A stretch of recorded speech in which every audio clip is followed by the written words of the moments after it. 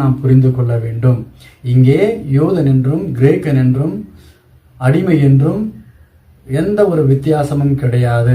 அனைவரும் இயேசு கிறிஸ்து அவருடைய பெயரினாலே அவருடைய கிருபையினாலே ரட்சிக்கப்பட்டு ஒரே விசுவாசத்தினாலே ஞானஸ்தானத்தை பெற்றிருக்கிறதுனாலே நமக்குள்ளே ஜாதி பேதங்களும் நிற வேறுபாடும் வசதி வேறுபாடும் ஏற்றத்தாழ்வும் குறைகளும் எல்லாவற்றிலும் கிறிஸ்து இயேசுவுக்குள்ளாக ஒரே குடும்பத்தினராய் இருக்கிறோம் என்றால் நமக்குள்ளே பரிசுத்த ஆவியானவர் வந்து அவர் நம்மை கண்டித்து உணர்த்தி திருத்துவாரானால் மட்டுமே இந்த வேதங்கள் வித்தியாசங்கள் நம்மை விட்டு போகும்.